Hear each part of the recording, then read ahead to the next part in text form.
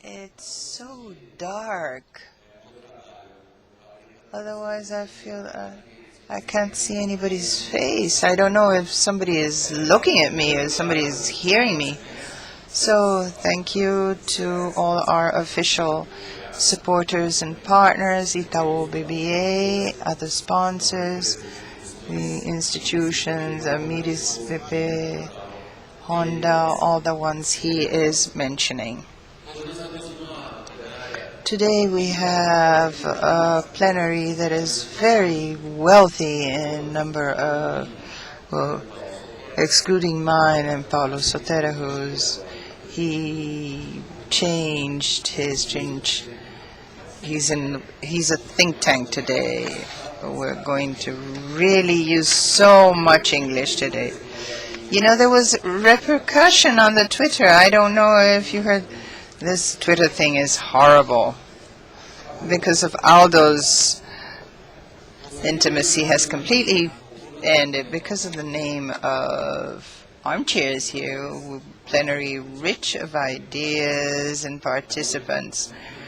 We're going to keep a stricter time. We have to keep the people within their time frame. The idea is that each one of the participants may speak to you for a short time, 5 to 7 minutes. We're going to really try and keep this. The idea is to finish this plenary in about 1 hour. After the presentations, Paulo Sotero, who today, he works as the commentator, as an ombudsman, if you wish, and his presence is because we're supported by UNICA, and for more of 5 years it's a center of thinking, a think tank, not only for the ethanol, but all other issues we're going to approach, especially negotiations on global warming. I'm going to ask to complete the panel. First of all, I would like to call Mr. Cledorvino Belini, President of ANFAVEA.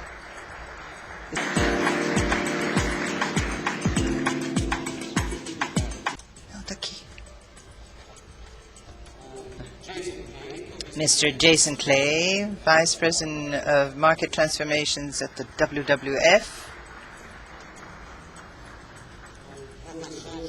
Professor José Goldemberg, our former Minister of the Environment and Professor at the University of São Paulo. Mariângela Rebuá de Andrade Simões, Director of Energy Department at the Itamaraty at the Ministry of Foreign Relations. Keasling, President of the BIOENERGY Institute at the National Lawrence Berkeley Lab. Robert Berendes, World Director for Development, Business Development at SYNGENTA, and Jonas Stromberg. He is from SCANIA and Director of Sustainable Systems. And Paulo Sotero. Ele vai falar. Bom, Belini, according to the order, you're the first one. Do you prefer? You have a PowerPoint presentation, right?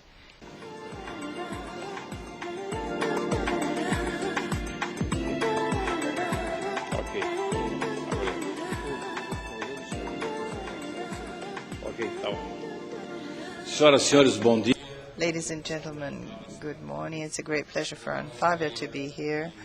I would like to congratulate the organizers of the Ethanol Summit. It's a forum of debates, a forum for learning, and a forum where we can look at the future of renewable energies, and mainly for our country. It is something that is fundamental. I'm going to talk about sugarcane and low carbon economy and the dual fuels cars. We've had an experience since 1925 when we started the first cars with ethanol. In 1931, ethanol started to be mixed in the Brazilian gasoline from 3 to 5%, thing that very few know. We have alcohol in gasoline since 1931. In 1975, the government launches the pro-alcohol. It was the first oil crisis, world oil crisis. 79, the beginning of the production of vehicles exclusively running on ethanol. 1985, vehicles reach a peak. 95% of the sales of light vehicles were on ethanol. In 2003, we had the evolution, technological evolution, and we started the flex or dual fuel cars.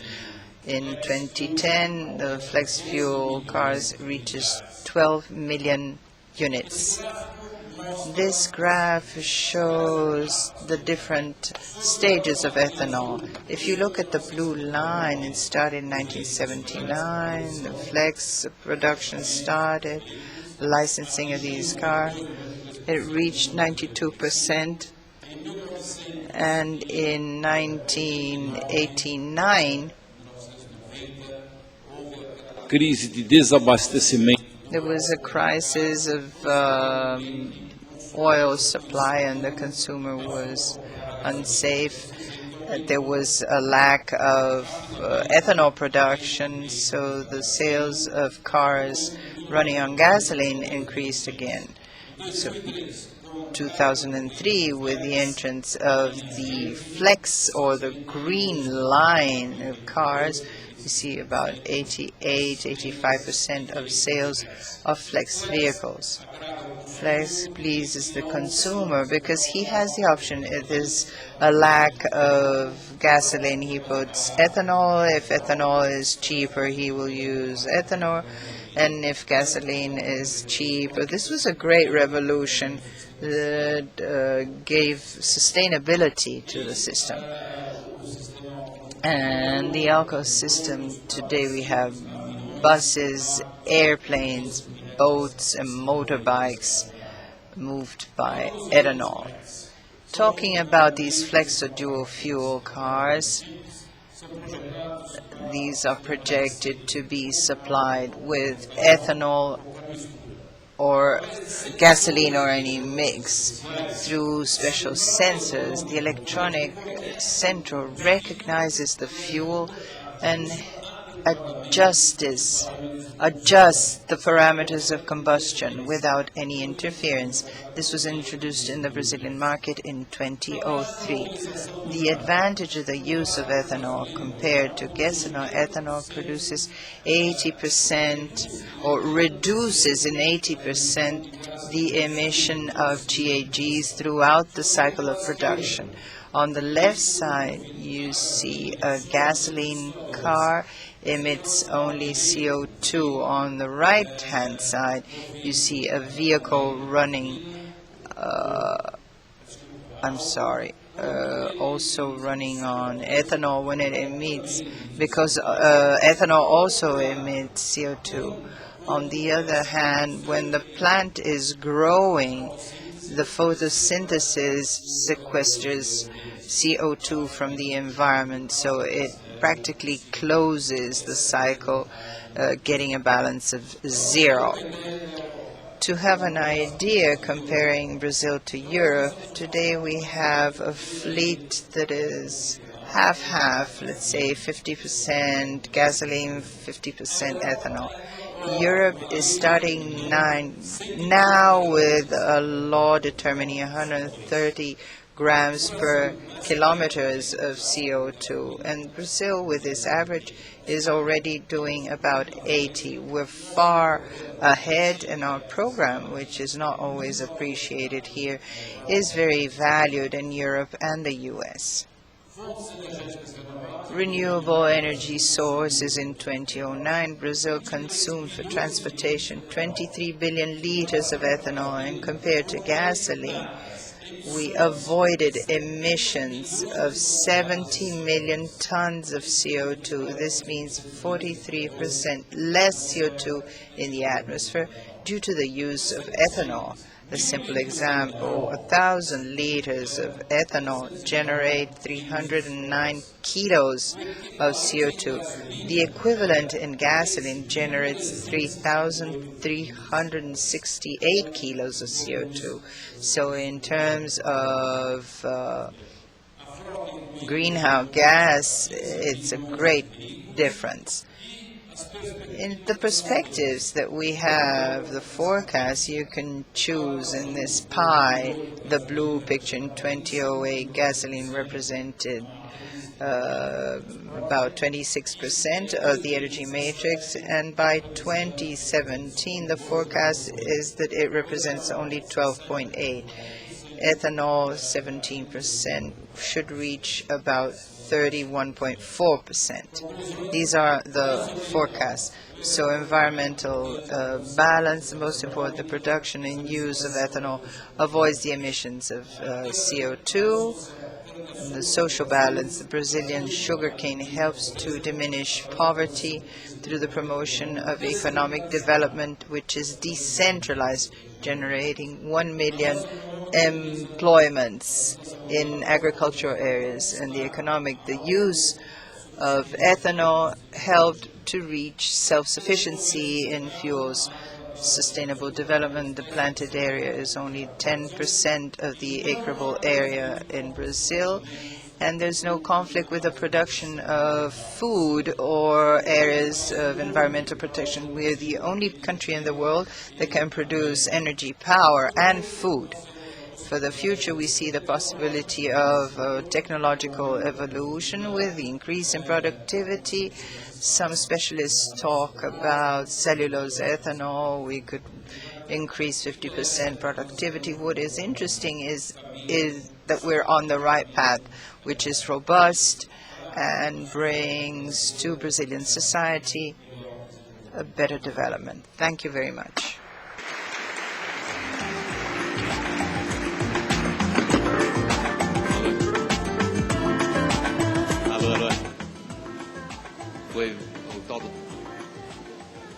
Está funcionando isso aqui? Tá.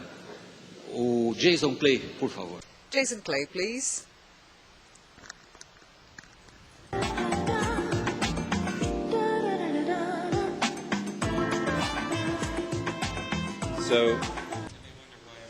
Vocês talvez estejam se perguntando por que o ambientalista participa desse painel, mas nós nos demos conta de que where and how we produce food, fuel, and fiber right, we can turn off the lights and go home.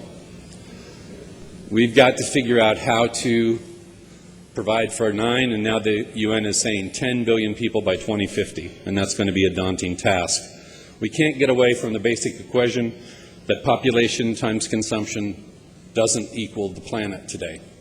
We're already exceeding the carrying capacity at about 1.5 planets, and that's before 3 billion more people and before per capita consumption doubling.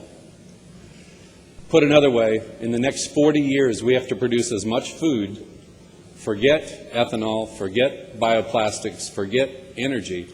We have to produce as much food as we have in the last 8,000 years. That's the challenge. And we've got to do it sustainably. We've got to produce more from less, and then to regenerate those parts of the planet that have already been degraded, and I would say soils would be at the top of the list, we've got to use less again. We've got to intensify agriculture, but we've got to do it sustainably. We've got to double productivity for every input, land, water, NPK, etc. We need to shift our thinking away from maximizing any one variable, like carbon, to optimizing several key ones. We know in Australia that if you don't burn cane and you green harvest it, you can save 1 million to 1.2 million liters of water per year. Often there are synergies. We need to start looking for those in this industry. Should consumers have a choice about sustainable products? Right now, consumers pay more for sustainable products. Should unsustainable products cost less, or should they cost more? Should consumers start to pay the real cost of what would be sustainable products? On a finite planet, we're beginning to see that it's a B2B issue, that sustainability over the long term is going to equal availability of raw materials. If we don't start producing materials more sustainably with as many people that we have on the planet and with more consumption, we're not going to have the raw material bases that we have today. There's a group called the Consumer Goods Forum that has recently pledged to take deforestation out of their supply chains. And they're focused on palm oil, soy, beef, timber, and paper. And they're looking at 4 producing countries: Brazil, Indonesia, Malaysia, and Russia. These are the companies that are involved. If they can take deforestation out of their supply chains, why can't Unica and ethanol producers bring carbon back into the supply chain? Why can't we begin to price externalities like carbon and begin to charge consumers for them? So what would that actually mean?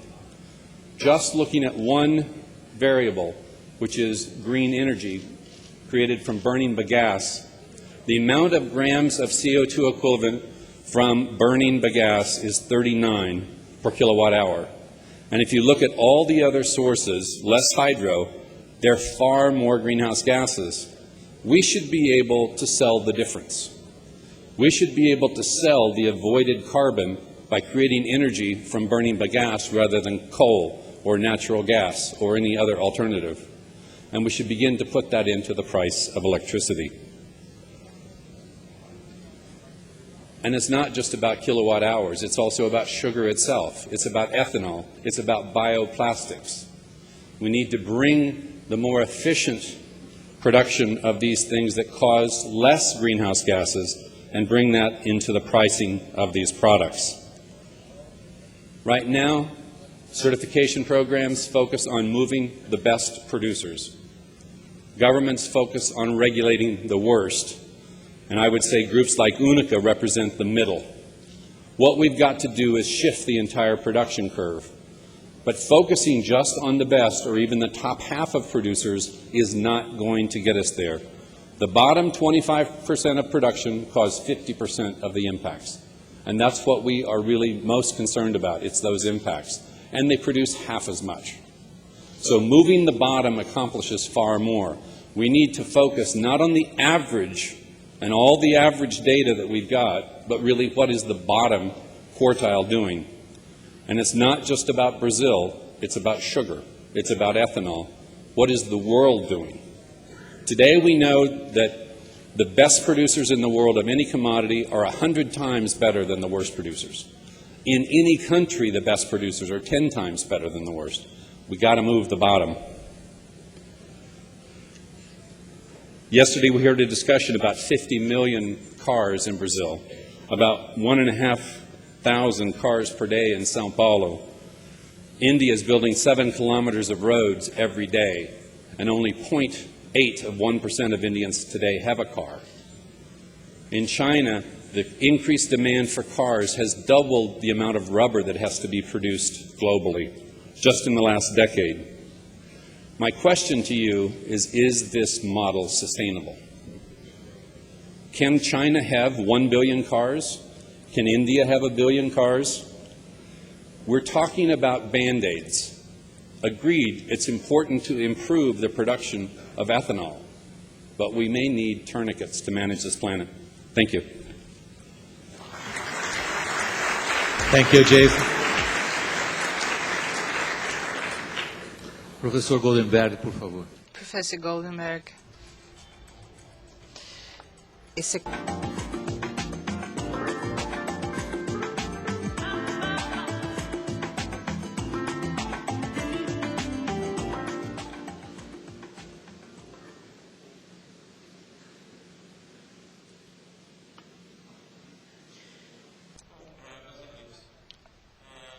Good morning, friends. A third of the energy used in the world is used for transportation, 1/3 of this power. And this third is based practically entirely with the use of oil. So if we want to go in search of a villain for the environmental problems that we face today, it is effectively in the individual transportation. And this curve is showing what is the situation of individual transportation in the world.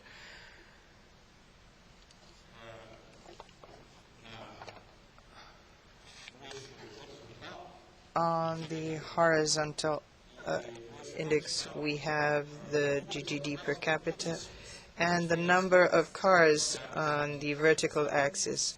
If you look at the U.S. up there, you can see that in the U.S. there are about 800 cars each 1,000 persons. So it's practically 1 car per person. In China, 10 times less. In Brazil as a whole, in that region as well. But if you look at the state of São Paulo, and you will check that for the state of São Paulo, we have about 400 cars per 1,000 inhabitants, and in the city we have about 500 cars per 1,000 people. This is the great issue. In practically all countries of the world, there is the growth of the automobile industry responding, meeting the needs of the wish of people to having a means of transportation that may respond to its aspirations. It's freedom of coming and going freely. This is the real situation. If this is desirable or not, this is not what I'm here to discuss. What I want to discuss is what can we do so that we don't give up cars, which will probably not occur in this century, and even so be able to have environmental conditions that are tolerable. The way in which Brazil has tried to solve this problem is a very creative. This happened in 1975, and what happened is that basically at the time there was a birth certificate for the ethanol program in Brazil, which was formed by 2 certificates. One is that which allowed the expansion of the production of ethanol. That is, it allowed producers of sugar to produce ethanol without any loss, so they could guarantee a price of ethanol. It was a measure taken in the supply area, and then there was one made in the demand area. And once the mill businessmen could produce ethanol without loss, how could they guarantee that this would be used by cars? And the way they did this was to determine it would be mixed in a 25% or up to 25% ethanol added to gasoline. And gasoline at the time disappeared in Brazil. If you want pure gasoline, you need to go to a refinery, because in the fuel stations, all gasoline has 20 to 25% of ethanol added to it. This was the way in which the ethanol program was introduced in Brazil, with the consequences that everybody knows, with a great growth in production, and consequently a considerable reduction of its price. So starting 2004, the cost of production of ethanol was competitive with the cost of gasoline in the international market. Which are the qualities of ethanol? They were mentioned by the president of ANFAVEA, but I want to show you a picture here. So solar energy makes sugarcane grow. For the sugarcane to grow and grow well, we need some inputs, which are fertilizers, some transportation, and then they go through a distillery and produce ethanol and bioelectricity with the surplus bagasse. Bioelectricity has become an important activity in Brazil. The energy balance, that is, how much fossil energy we have to use as input to produce ethanol. It's about 10-1, and as this was established very clearly, this enables ethanol to be a fuel that is almost renewable.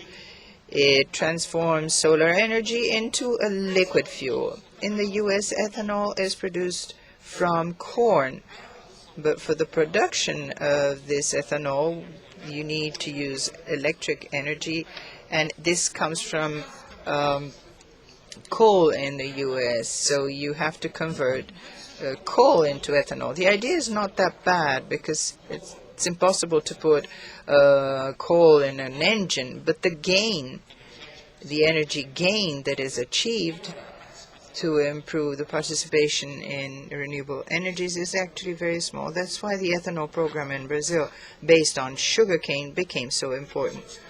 What did other countries do? A large number of countries in the world basically followed the path of the birth certificate of the ethanol program in Brazil and adopted some mandates. This is a list of the countries. Some determined that it be mixed at 5%, other 10, 15, 20%, and so on. And what is the consequence? The consequence is that if these mandates are fulfilled by 2022, these mandates are established through a legislation of the country. If they will be fulfilled, they will demand approximately 200 billion liters of ethanol. Currently, we consume in the world about 1 trillion liters of gasoline a year. So by 2020, 2022, we will need 200 billion liters of ethanol. That is, 20% of gasoline will be replaced by ethanol. At this moment, the world production is of approximately 70 billion. Therefore, there is space for growth in a factor 3. If we use current technologies or second-generation technologies, this is an open question. Even if technologies, second-generation technologies, will advance with the velocity that is believed, it will take about 5 to 10 years for it to reach large volumes of production. By 2020, there's a window of opportunities for the expansion of production of ethanol from sugarcane, which is clearly the best of the inputs, multiplied by 3. Therefore, ethanol will be replacing 20% of gasoline in the world. That is 70% of the oil used in the world. This is the current situation, and it won't replace all the oil in the world, but it will make a remarkable difference in the countries of the world as it is making this difference in Brazil. Thank you very much.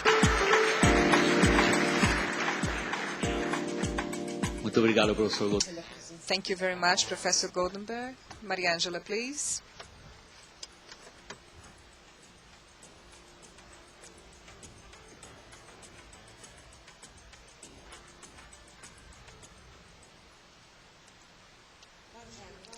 Morning. I think everything has been said in terms of data and what has been done, the benefits of ethanol. I'm going to speak about our international actions. We are participating in the design of the biomass society. The Brazilian diplomacy has been gearing efforts to bring ethanol's role as having an important role to mitigate the changes in climate. At Stanford University, there is a center that did a study indicating the direct impact of the expansion of sugarcane in Brazil on the local climate, and these impacts were considered positive in terms of the cooling of the local weather, the local climate. ethanol as a replacement for gasoline has promoted savings of more than 1 billion BOEs in the last few years and avoiding the emission of 800 million tons of CO2. We have been working to defend the development of an international market for biofuels by advocating the commodification of ethanol and biodiesel. We have also advocated for voluntary international standards for the sustainable use of these biofuels. We are working very closely with different bodies, with the Ministry of Mines and Energy, with the Ministry of Technology, with UNICA, with UNICAMP, University in São Paulo. We have projects with the Development Bank and with Fundação Getúlio Vargas.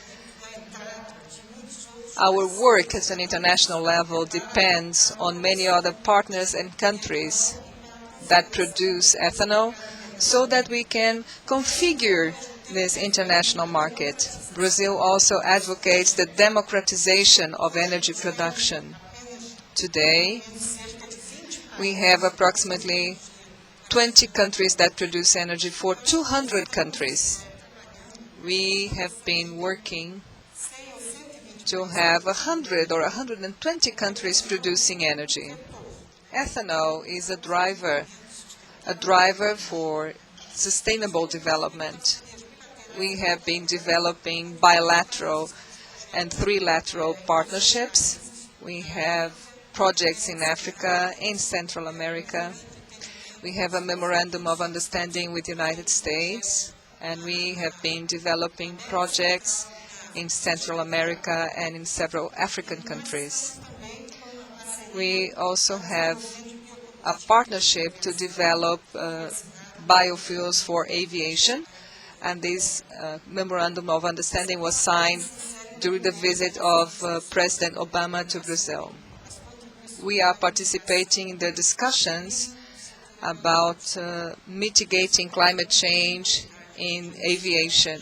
This is a strategic priority. Also, the development of biokerosene from sugarcane has been studied by scientists and by the private sector. We have been working to have Brazil not as a supplier of inputs of feedstock for biokerosene, but also as a major producer of biokerosene and owner of this technology. Our objective is to have biofuels certified for aviation so that the certification processes take into account not only the physical and chemical characteristics of the end product, but also the processes used to obtain the kerosene. Brazil participates also in another partnership, the Global Bioenergy Partnership, and more recently we adopted 24 indicators. 24 indicators that include 3 major pillars: the environmental pillar, the social pillar, and the economic pillar, which drive the sustainability of biofuels. All of these initiatives are designed to destroy, to debunk the myths that we find internationally. We have been working very closely with UNICA so that biofuels are seen as having the role they should have in the biomass society. There are many myths around it, like competition between producing biofuels and food, or that biofuels in Brazil are promoting the deforestation of the Amazon forest. The international discussion has been charged with these myths and arguments, and we have been working with the data, with the facts, as you have been able to see here, so that Brazil can have the position it should have in the biomass society. We are very well positioned, and we can offer biomass-based fuels like ethanol to mitigate the effects of climate change and of CO2 and greenhouse gas emissions. Another important discussion is about energy efficiency. I'm going to mention very briefly that we have been trying to associate energy efficiency to the universalization of access to energy at the international level. In the case of developed countries, the main objective has to do with the environmental dimension of energy efficiency. That is to maintain economic growth while decreasing the consumption of energy. In developing countries, we have to maintain economic growth while reducing also energy consumption. There are different fora for discussion. We have been working in all of them. And in the Climate Convention, for example, we have been working with voluntary ways to reduce greenhouse gases. These are the major discussions we have been participated in. And that's what I had to say. Thank you.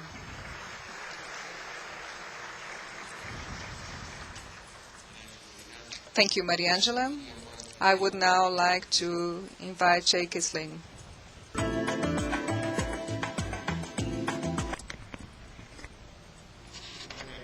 Bom dia. É prazer estar Run an aqui. institute in Emeryville, California that is dedicated to producing advanced biofuels from cellulosic biomass. And I'm going to talk to you about technologies that are on the horizon to advance sugars and sugars from both sugar cane and from cellulosic biomass into advanced biofuels. Prior to this meeting, this is my first trip to Brazil, and I got to see many of the production facilities where both the cane and the sugar is produced, as well as the ethanol. And Brazil has taught us a great deal about how to produce biofuels from renewable resources like cane. Cane is a perfect sugar source in many ways, and ethanol is a great fuel. But we can do even more than that, and there are companies here today that are building on the technologies I'm going to talk to you about. In the U.S. and many parts of the world, we don't have the fortune to be able to grow cane as you do here in Brazil, at least in a majority of the country. And we have to rely on cellulosic biomass as a source of those sugars. The sugars are more difficult to obtain from that cellulosic biomass, and we don't have the flex fuel infrastructure that you do here in Brazil. So we are developing technologies to make those sugars more readily available from that biomass, and also to produce fuels that can be used as jet fuel, as diesel fuel, and directly as gasoline. Our goal is to produce the same types of hydrocarbons that we now get from petroleum. Now I want to talk a bit about the technologies that are on the horizon for advancing cellulosic biomass and producing sugars. I show here a plant cell wall. There's a bale of straw that you could either get that would be very similar to bagasse, and on the right at the top is a plant cell wall from that bale of straw. The plant cell contains about 2/3 sugars, but those sugars are relatively unreachable because they're in things like cellulose and hemicellulose, and it is difficult to access those sugars.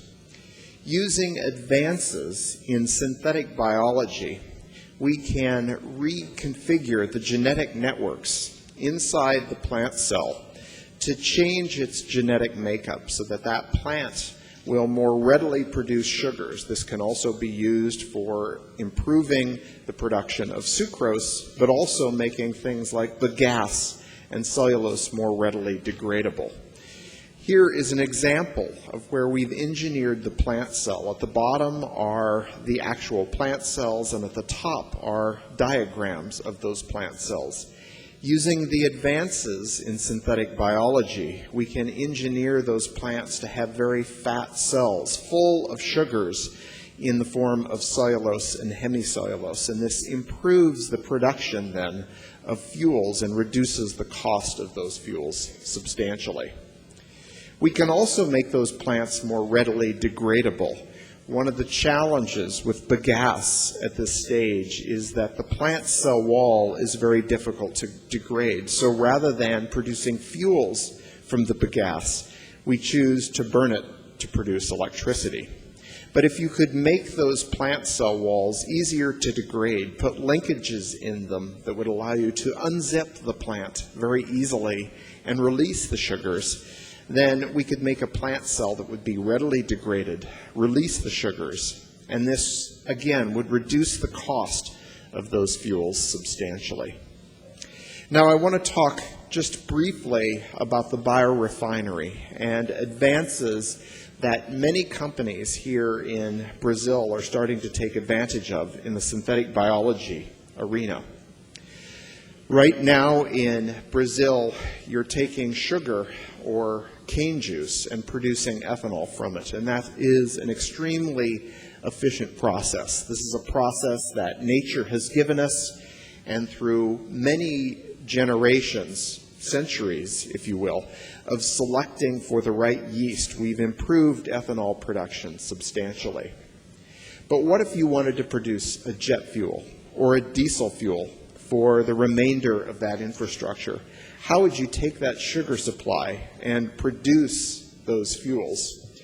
Well, we use the same advances in synthetic biology to reconfigure the genetic networks inside a cell like yeast and turn that cell into a factory for producing hydrocarbons. Our goal is to produce the same hydrocarbons that you would get from petroleum, but now to have those hydrocarbons produced in a renewable way. And a great example of this right now is occurring here in Brazil, where Amyris is producing a no-compromise diesel, an actual substitute for diesel that is very efficient and renewable, that is being put into buses and trucks here in Brazil.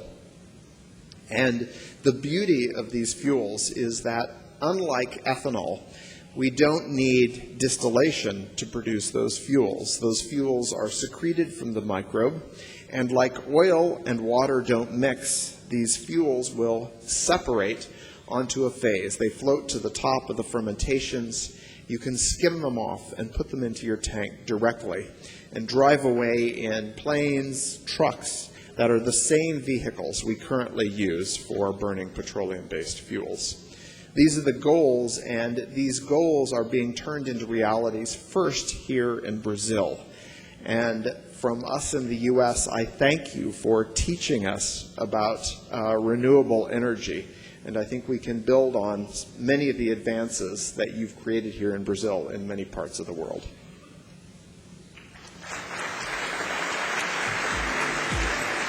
Thank you, Jay. Jonas Stromberg. Sure.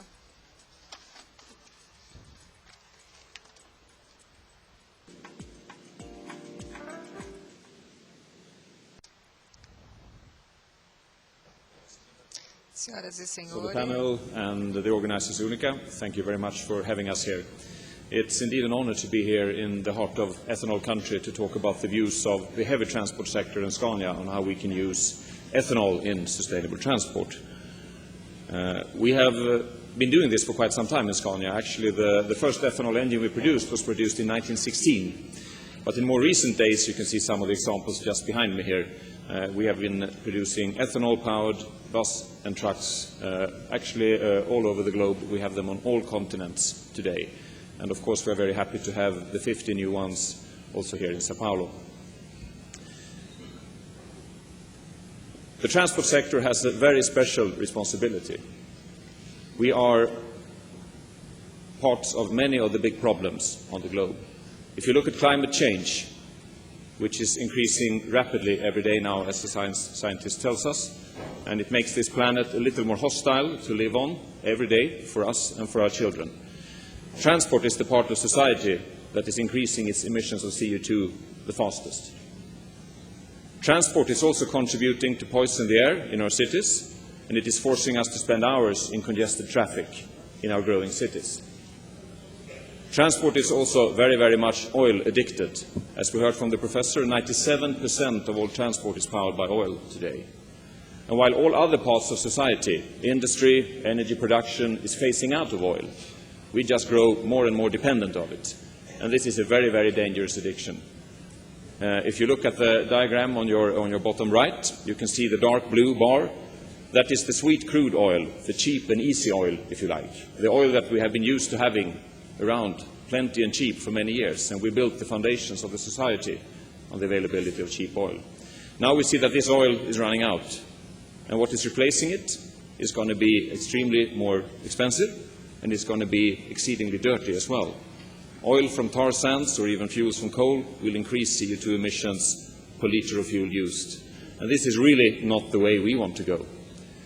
We would rather look at ourselves and think, if your company is producing products that is a part of all these problems and contributing to all these problems, will that be good for business? No, it will not. If you are a decision maker in a big city that is plagued by all these problems, bad air, congested traffic, energy insecurity, then your city will not be attractive to live in, and it will not be an attractive city to do business in either. So it's a lot better to try and be a part of the solution than trying to be part of the problem. It will definitely be better for business. We're quite sure of that. And at the heart of the transport industry, of course, is to go more and more energy efficient. We have improved fuel efficiency of heavy vehicles with more than 50% over the last 20 years. But this will not be enough. I've been working with green transport for over 20 years, and I collect all these newspaper clips about the new and fancy technologies that seems to come around, and they're always going to save transport. And one thing they have in common, all these new technologies, they will always be commercial in 10 years, at least when you read the newspapers. And my stack of newspaper clips is beginning to pile up. It's this high now. And I have not yet seen any of these technologies, the fuel cells, the hydrogens, the batteries, the electricity. Still, it's not commercial. So while we keep talking about some new, interesting, fancy technologies of the future, what's happening is that CO2 from transport just keeps increasing, as you will see in the diagram on your right. So we have to stop talking and we have to do something about this. To break this increasing curve of CO2 from transport, there is only one thing we can do. Of course, we should keep developing new technologies. That is very fine. But we also have to start using the commercially available technologies that we have around today and that we can apply in volumes. Otherwise, we will never break the increasing CO2 curve of transport. And these technologies, they are around already today, as you might have heard and seen. And there are many of those, and I will just give you a few very, very quick examples.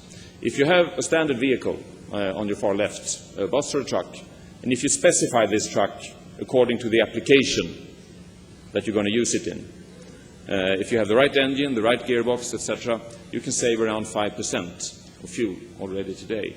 And then you can maintain this vehicle and just keep it as energy efficient. Very often forgotten is the driver. That is something we care for at SCANIA. If you educate your driver and if you take care of your driver, you can save up to 20% in fuel consumption. It will not cost you any money. It will make you money on the way going there. And you can do that in maybe 2 weeks. To save, on average, on buses and trucks, 13% of fuel when we apply these programs. It will take a lot of money spent in technology to save 13% of CO2 and fuel. So that is a good way of doing it as well. But the most important part, the most important tool, if you like, in decarbonizing heavy transport is biofuels, by far. And the reason for this, there are many reasons I should say, but one of them is, of course, that heavy transport will not as easily go into electric solutions as maybe the car side will do. Heavy transport solutions, they are running maybe for 20 to 24 hours a day in very, very tough and heavy circumstances. If you look, on the other hand, on the car side, of course, there are lighter vehicles. They don't run as many hours per day. I think maybe in Sao Paulo they run a few hours more, as I would have learned from this otherwise very nice city, I should say. So again, biofuels will be a key to decarbonizing heavy transport, and this is of course also true for aviation, I would say. And of all these biofuels, Scania supports them all. We support the biodiesel, we support the biogas, but of course we support bioethanol as well, and we've been doing that for a long time. The reason for us doing that is of course that bioethanol is by far the most cost-efficient way of replacing diesel in heavy transport that we have found. And nothing really compares to ethanol when it comes to volumes, sustainability and cost efficiency. And again, I just want to stress that we are using this fuel in a diesel-powered engine. So we have diesel efficiency when we use this fuel, as compared maybe to ethanol used in petrol and auto engines, which is less efficient. So we think we take care of your ethanol in a much better way, we should say. And we've been doing this for many years. Over 30 years we've produced these engines, and they are around on all continents. It's buses and it's trucks, and it's up and running, ready today. And when you have two good things, you should combine them. That makes it even better. So if you can take people out of the car, you move them into public transport. And that should be efficient public transport. You should have your bus running in a lane of its own. The bus should not get stuck in ordinary traffic. And then again, if you, in the final step, you power this bus by ethanol or biofuels, then you have truly, truly sustainable transport. And that is not in 10 years. That's something we can have already here and now today. So I think we should do that in a much bigger scale. Really looking forward to the discussion coming up here and to the continued debate. Thank you very much for having us here. I would like to invite everyone sitting in this room, I should say, to Stockholm before I go. Please come and have a look at the public transport system where you have no fossil fuels, only ethanol, biogas and electricity from wind and water. Thank you very much.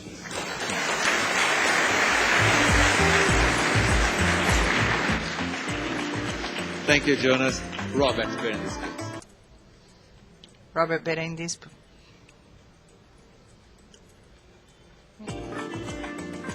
Good morning. Bom dia a todos. Prazer estar aqui. Thanks a lot to Unica for organizing this amazing event.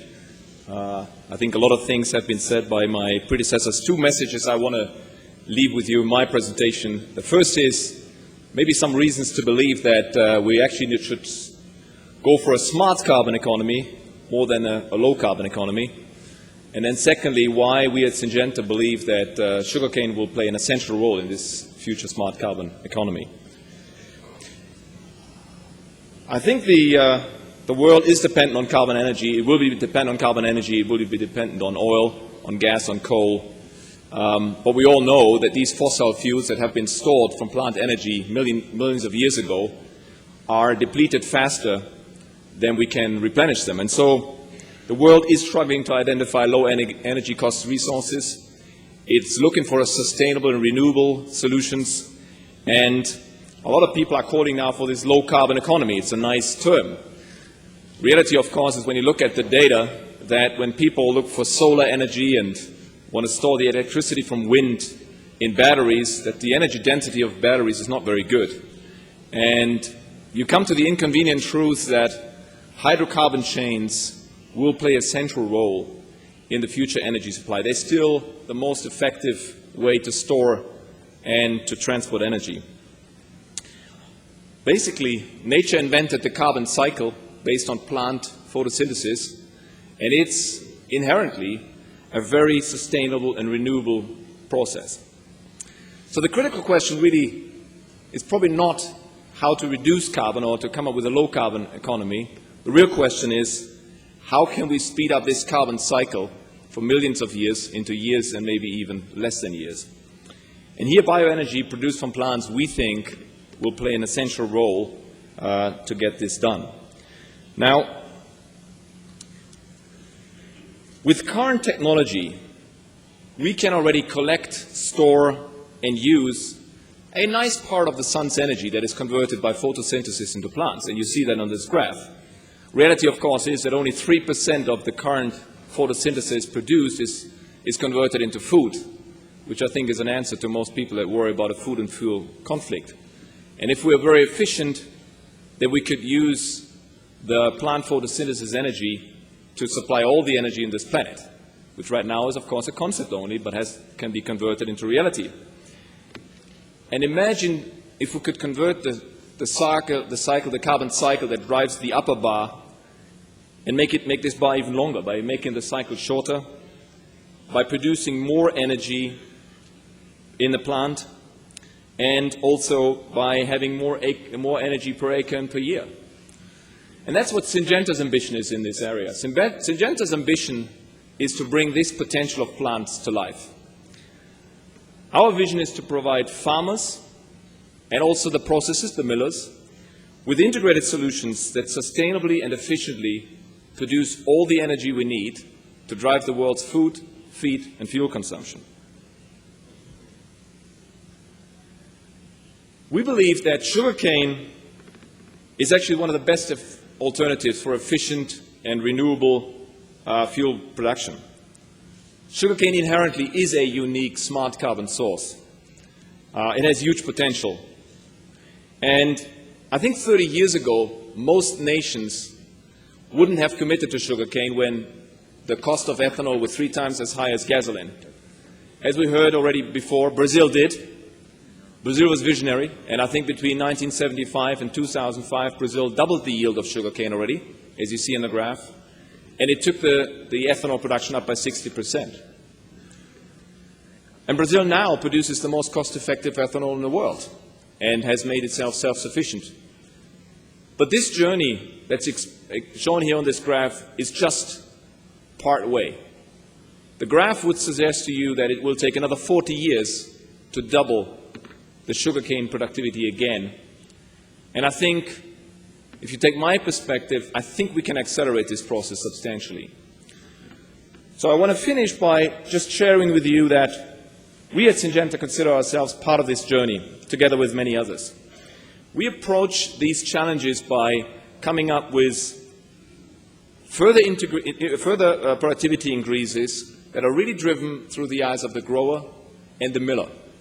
We fundamentally believe that integrating technology, innovative technology that takes the full technology toolbox together is the only solution to really drive the technology forward much faster. And that will drive more production from less. More sugarcane from less land, less water, less inputs, less energy, and also less carbon emissions into the atmosphere.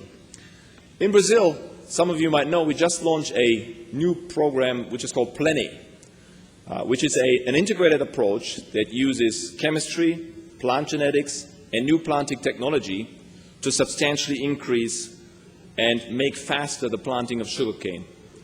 It will increase sugarcane yield by 15 to 20% over the next 10 years, and thus contribute to farmers having better incomes and producing energy more efficiently and using resources more efficiently as well. But ladies and gentlemen, this is just the beginning. We can do much more to increase the energy produced per plant. You heard already about the ideas on cellulosic, but I think there's also much more we can do to produce sugar in plants. We can decrease the inputs, and we can accelerate the growing cycle of plants. And this is data that's already in the field, it's in the greenhouse, it's very close to going to market. But this only will work if we work in partnership. And we at Syngenta are committed to partnerships in various forms. We're working very closely with Brazilian millers to drive this forward. We're working very closely with Unica. We're working with John Deere in the Planet Technology. We're working with Redesa, IAC, and other institutions. Only the combination of all these partners and the technologies across the chain will make the yield improvement possible. We believe that in 15 years we can increase the yield of sugarcane by not only a factor of 2, but a factor of 3. So let me finish by saying I think Brazil has committed to this technology. It is the world's leading nation in this technology, and I think it's leading the path to what I would call the smart carbon economy. Thank you.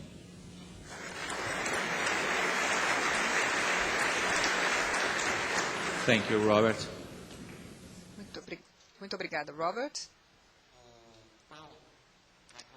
Paulo is going to make comments on what we have heard so far. And Paulo is a veteran journalist. He is used to looking for leads. and he and myself are from the same journalism school before the cell phone, before Google, and before the internet. What is the lead today, Paulo? I think that the lead is the size of the challenge.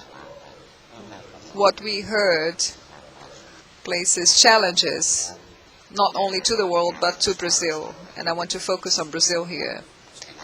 Our first economic activity in Brazil was sugarcane plantation. There is a story of suffering. The workers in this industry have always suffered. But it's an industry that helped bring about a transformation before and now. And Brazil is now a leader in the debate about energy and energy use in a time when the world discovers that it has a big problem to deal with, having to do with climate change. This is an industry that helps us make a revolution when we use ethanol to replace fossil fuels that used to be used in light vehicles. It is also very important from a social point of view. It is evolving, and now the workers have a different status now in the sugarcane industry. Professor Goldemberg described the advantages of the sector, the advantage of ethanol and sugarcane as a feedstock. And our ethanol is much better than any other ethanol. It really reduces carbon emissions. And you see throughout the presentations, and one thing that drew my attention was Jay Kingsley's presentation, because he brought up for discussion this plant, this fuel, in the vanguard of innovation, synthetic biology.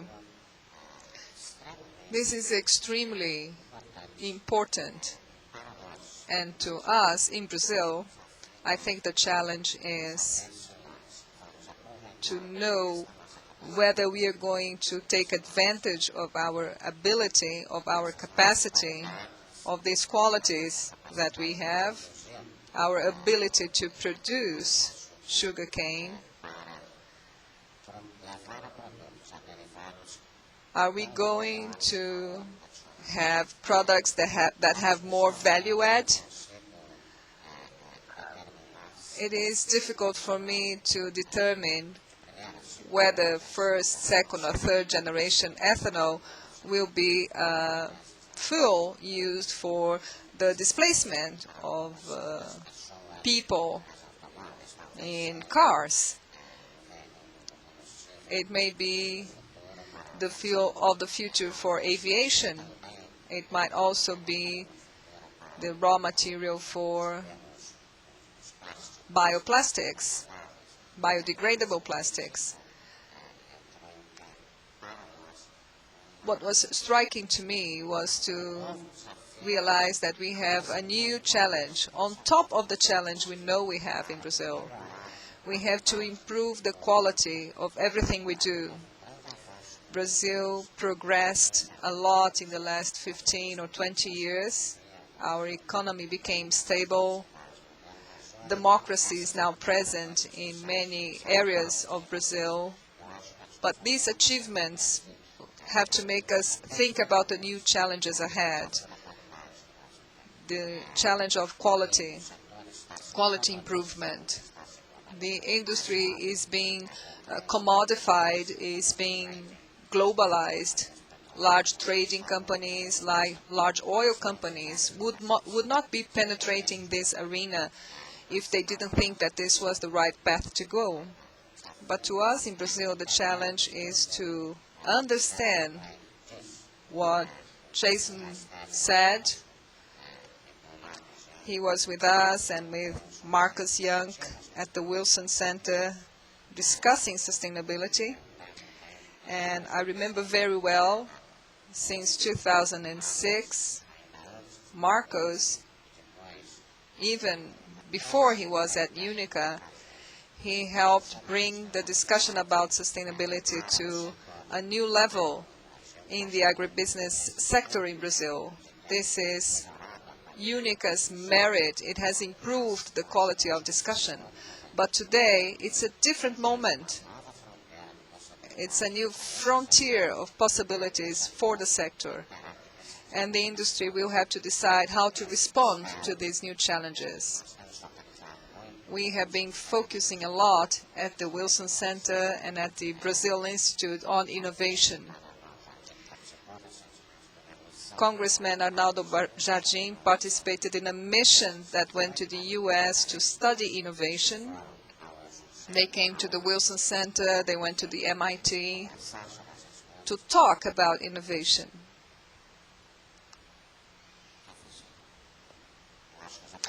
And I think the presentations made yesterday, or rather today, and also the ones made yesterday, they draw our attention to this.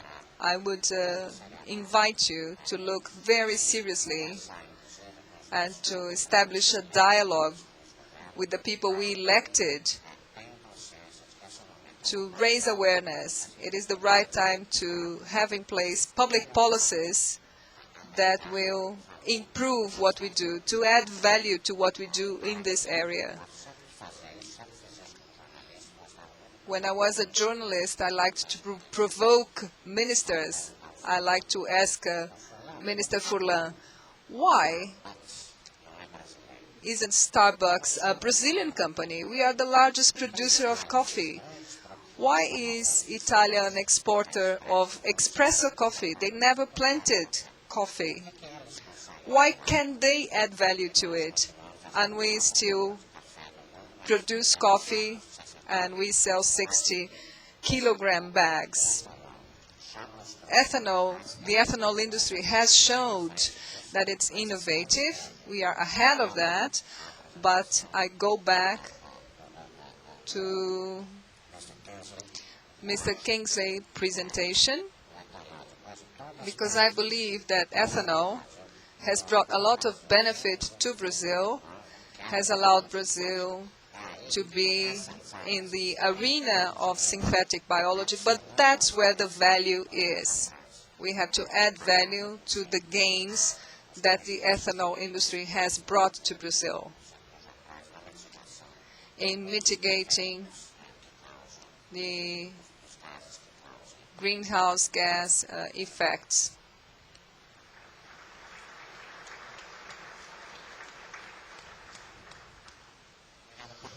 Thank you, Paulo.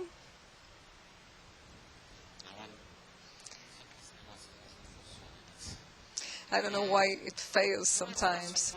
It is not easy to find a common thread, but you see very clearly that there are pairs, so to speak. We have ANFAVEA, the Automakers Association. We have SCANIA, also working on the short term with the present. ANFAVEA's statement is very clear. When we think about the solution of the flex fuel car in Brazil, there are no conflicts with the environment. SCANIA as well reiterates the fact that we cannot wait for technologies to emerge. We need to use the technologies that are available now. When we think from the point of view of SYNGENTA, state-of-the-art technology, and Keasling speech, he says the future is here and it's beautiful. And when we consider the perspective of unexperienced scientists like Dr. Josenberg and Jason, that represents the NGOs, and the weight they have, the impact they have on the decisions made by companies, consumers, and governments, we start to see a division here. And I would like each of these pairs to make comments about the other pairs, based on the following question.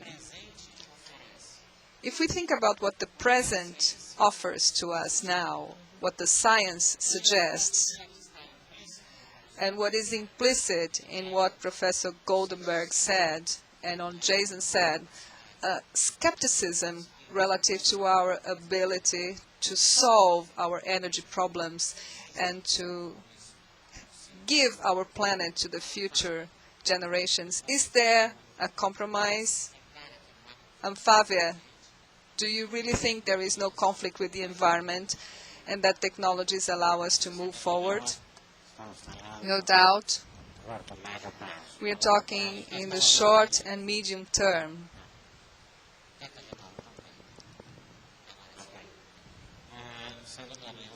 No doubt we are looking at the short term. Short term, I mean by next 10 to 20 years. This technology, no doubt, meets, from our point of view, the needs, in line, of course, with the development of technology to extract alcohol or to obtain more ethanol, using less land.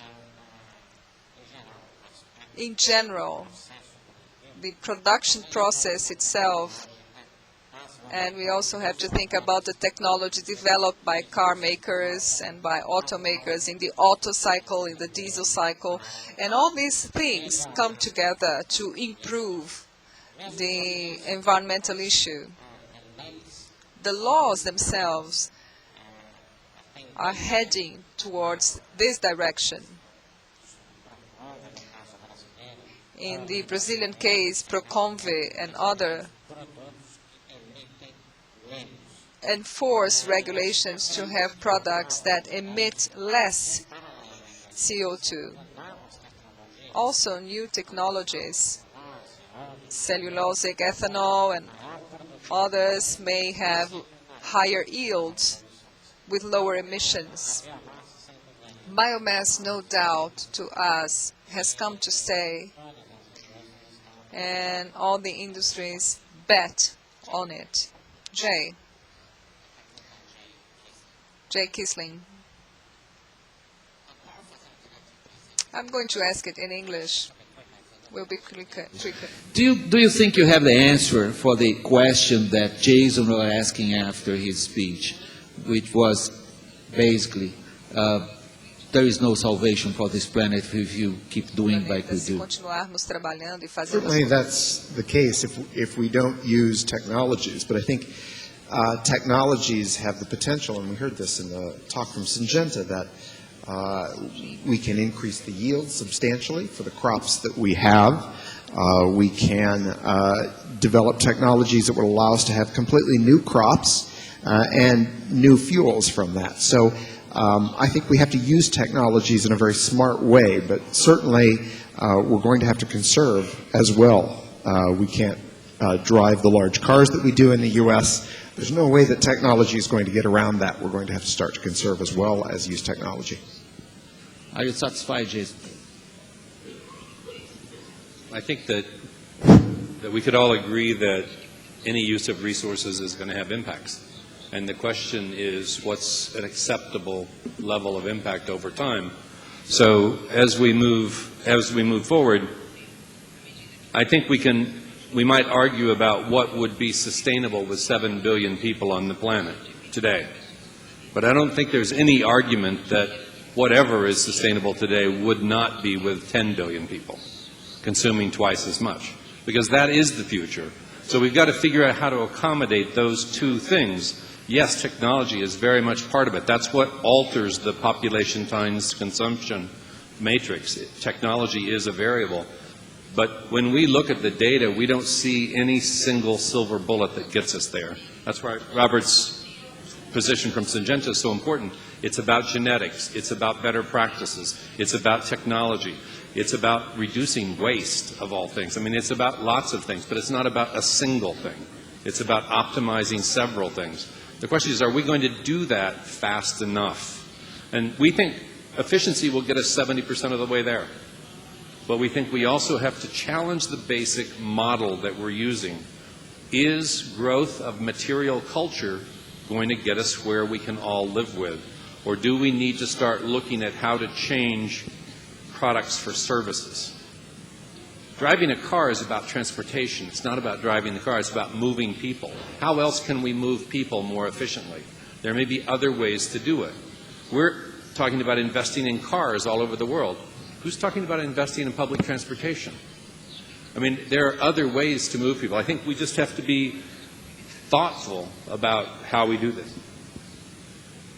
Yeah, and I would first of all underpin what Jason just said, but I think, we are a technology-driven company. We believe that technology plays an essential role, but having said that, we are very clear that technology alone, just the existence of technology, even of the most advanced technology, is not going to do this. I think Jason talked about societal changes. I think these are critical, but I think there's some really basic political frameworks that we have to test. I think we have to really look at the way global agriculture works. Global agriculture today is very much driven still by national food security. And national food security leads to suboptimal production of food. It leads to production of food where water is short, where soil erosion is a big, big problem. I mean, it leads to situations where in places where there's no water at all, basically people are starting to produce to get their local consumption done. I think we need to test this. World trade of food needs to be tested. World trade is not free, and whatever happens when food prices increase is that in many countries the food barriers, the trade barriers are actually increased. I think the word subsidies need to be tested. I think the way in which we are propagating suboptimal food production, feed production, fuel production with subsidies and actually block imports, I don't think works. So if we want to get this done, I don't think it's only about the acknowledgement that technology, even the full toolkit of technology is there. Technology needs to be deployed. We need to get ideology out of food technology. A lot of ideology is happening. I mean, SYNGENTA is based in Europe. It's a place where a lot of ideology about food and fuel production is happening. That needs to be challenged. So we need a societal and a political approach to this that I think changes the paradigm. It allows technology to go into the field, and we have to have an agricultural footprint in which a country like Brazil, which is just blessed with a lot of positive boundary conditions, becomes a more important role in providing food and feed and fuel for the world. I think that's an important point. Thank you, Robert. Just put it. You excuse me for a while, Jonas. I'll put a question in Portuguese to Mariângela. So put your headsets on, please. Mariângela, do que a gente acabou de ouvir do Robert. From what we just heard from Robert, there's a severe implication in terms of governments and the public power, how they react to technological challenges and environmental challenges in an undefinable magnitude, in its amplitude, in its breadth and depth. He puts questions that I don't know if governments capture. And when he talks about barriers, I refer immediately to the oldest negotiations we have. Ethanol continues being protected in the US and in Europe. At the same time, our negotiation position is that of refusing to take on goals, assume goals. You talk about assuming voluntarily. Shouldn't this be different? Should we look at these challenges differently? About this difference, let me see if, about the difference that Paulo, can you hear her? The discussions, the difference between positions or gaps in governments and industry. I have to mention here, 20 years ago, at the Rio 92, when we adopted the UN Convention on Climate Change, for a large party of society, seemed something like an abstract thing. Today it's in the discussion in society, included in society. The industry has worked with development and research, technological development to adapt to this. So I think there are two issues here. One is the technological development as mentioned here, but also the needs for this adaptation. This is one thing. And on the issue on voluntary goals, or Brazil is in a very comfortable position. In the last climate convention, We placed ourselves to reduce a good quantity of our emissions that are already, we have a clean matrix, as everybody knows. So we've been working today in these discussions about climate, the environment, and energy, and very much in close contact with NGOs, with social groups, with the industry. The formation of our position, of Brazil's position in these fora, is made in internal meetings with all these stakeholders involved that are important for us to find a temperature of how we are inside the country and how we are projecting things abroad. This issue today about biomass, the discussion, this is at the cutting edge, and there is exactly this difference in English, or this gap that Paulo pointed out, and you as well. From Professor Goldemberg, I would like to explore from him this capacity he has of seeing things in a broad spectrum. From what you've heard here and what I've tried to highlight, the serious difficulty in defining is the vision of future that we see and who uses high technology and who depends on them commercially, and the perspective of planet conservation. Where do we find the balance in this discussion? Well, William. Quero fazer dois comentários. I would like to make two comments. The first one about this goal, the objectives, what Brazil did in 1975, an authoritarian government, that we had the military dictatorship, and then was imitated by 20 governments that were not authoritarian. We adopted goals and a calendar for the introduction of ethanol. This is how the world works. What is a government? What is government? What is it about? Anyone who would have occupied an executive position in a company, you fix objectives and you have a time frame to fulfill them. I don't understand this reticence in different governments. And talking about the federal government, talks about goals and a calendar or a time frame. The ethanol program is the prototype. I'm sorry, the state of São Paulo did this. The state of São Paulo adopted a mandatory law, because a mandatory law is what we call a driver. It's really something important. It's a trigger for development. In the city of São Paulo, 70% of the emissions of the municipality of the city of São Paulo come from cars. And it's a simple measure to reduce. You have to simply eliminate cars that are not flex fuel. That's a simple measure, very simple. And this is being thought about. So you make a political decision and you immediately try a search for a technical solution to solve it.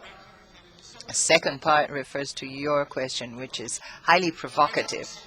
I think that the industrial sector, the automobile industry, they are in a comfortable position. Who has pushed forward progress is not the industry, the sector itself. It's the government and research. Here in the state of São Paulo, the sector, the agricultural sector, or the millers, these were the engines of development. During 30 years, the productivity of ethanol, sugarcane ethanol, increased 3% a year. Nobody grows that fast unless babies, except for babies. During 30 years, So 30 years ago, from 1 hectare of land in São Paulo, which has great soil, we produced 3,000 liters. Today we produce 7,000, 8,000, depending on the region. And this was made by the private sector. And the government has helped, reducing taxes, for example. What would be necessary is that the industrial sector, ANFAVEA and others, would be more proactive. I think that these government actions should be followed by counterparts from the sectors that end up in English. English is so good, although Aldo Rebelo doesn't agree with that. It's easy to surf the wave. The private sector surfs along the wave, as he says. Flex fuel, dual fuel, which is a marvelous thing, existed technologically. We all knew that this existed 10, 15 years ago. I remember when José Carlos Meireles, I think he's present here, when he gathered all the automobile industry. I think that was 2003. And he asked what the automobile industry wanted to introduce flex fuel. This is to increase the consumption of alcohol. And I remember very clearly, I was there. They wanted a reduction in taxes. I said, no reduction. There's no replacement for a mechanic distributor for a flex fuel. And in fact, this was made. So the answer is not very encouraging for the production sector. I think they should engage more.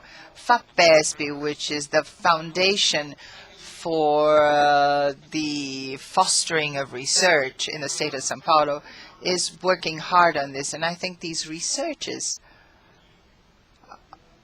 have a menu that is a bit too spread, too pulverized. I went overtime here more than 20 times. Aldemar is so mad at me because of this. I feel so encouraged and driven by all this discussion. Each one of them had very little time to speak, and each one of them could keep you under attention. I don't know if somebody has a little observation.